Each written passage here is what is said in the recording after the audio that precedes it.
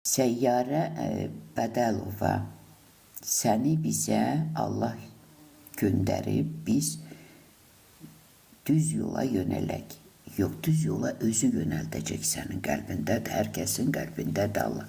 Sadəcə bu sözləri, necə deyir, qulağı olanlar ruhun cəmiyyətlərə nə dediyini eşitsin.